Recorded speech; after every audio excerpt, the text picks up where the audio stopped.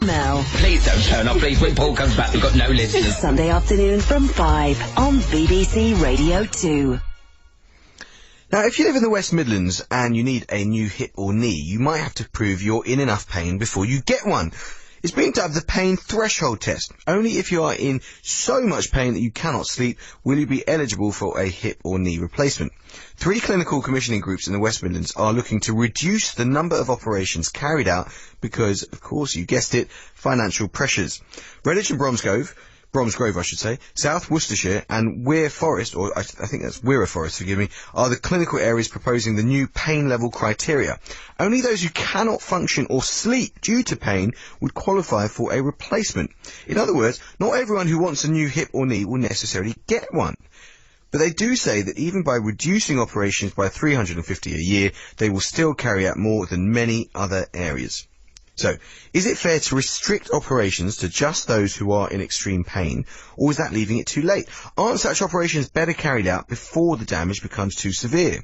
Will you refuse a hip operation because you weren't in enough pain?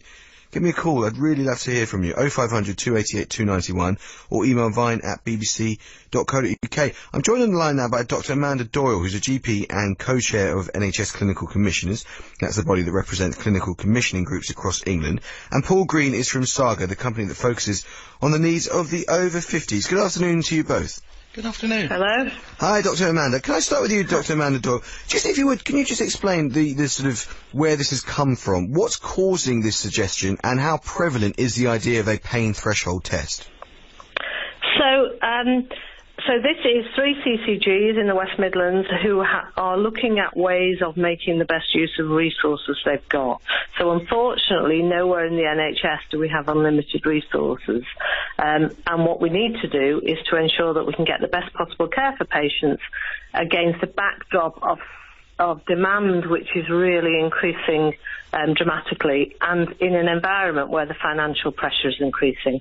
So what they are looking at is the best way to make the very difficult decisions, the tough choices about where we spend the money that can best provide outcomes. That's most effective and efficient. So, just briefly, what does a pain threshold test look like? Is it a pinprick? How do you actually test someone's pain? And stupid question this, but forgive me for asking it.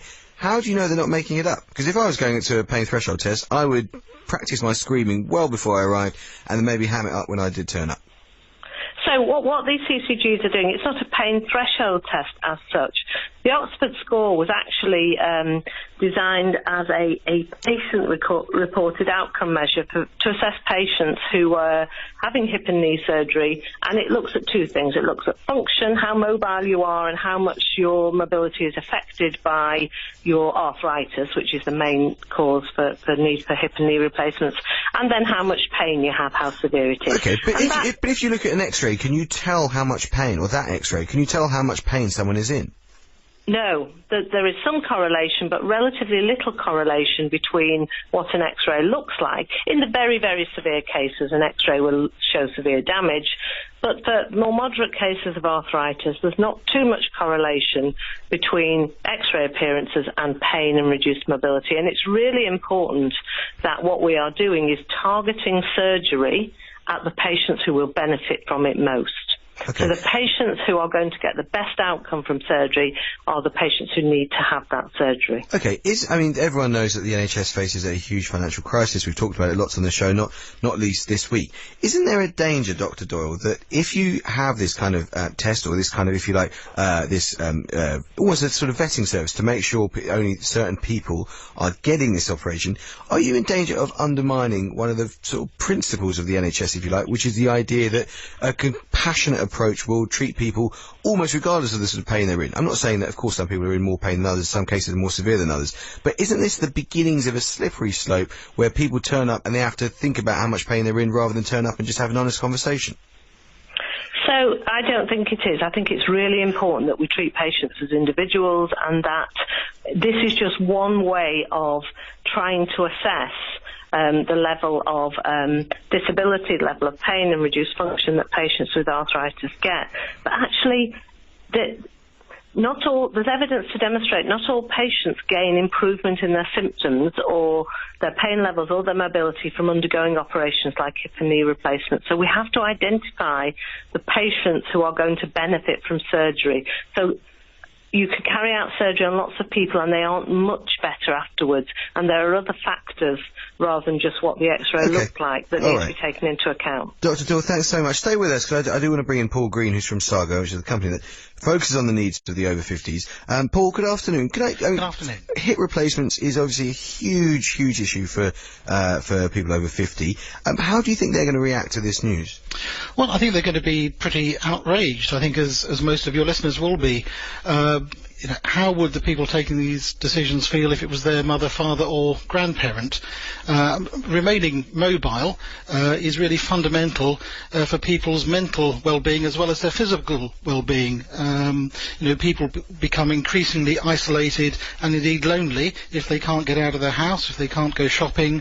To say that you need to get worse to get treated or continue to suffer sort of long-term pain is, I think, unacceptable. And do you think, I mean, you'd have some sympathy, I hear you loud and clear, but you'd have some sympathy, wouldn't you, Paul, with the fact that the NHS is facing huge new pressures and demands, and that it's inevitable that these kinds of decisions, these kind of difficult judgments and calls and choices are going to have to be made by the likes of clinical commissioning groups. I mean, can you see this from Amanda Doyle's point of view, where she says, we've got finite resources, we've got to spend them most effectively? Absolutely. There needs to be medical need, and this is, I think the economists call it a constrained maximisation. They need to get really the best out of NHS spending. But I think what they're failing to spot are the other consequences of not being mobile, which can imprison people in their own homes, can lead to more mental anguish and isolation as well. So I think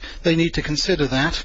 Clearly there needs to be more money, and also we need to think about, can we organise the NHS in a way that enables us to do more operations and to help more people?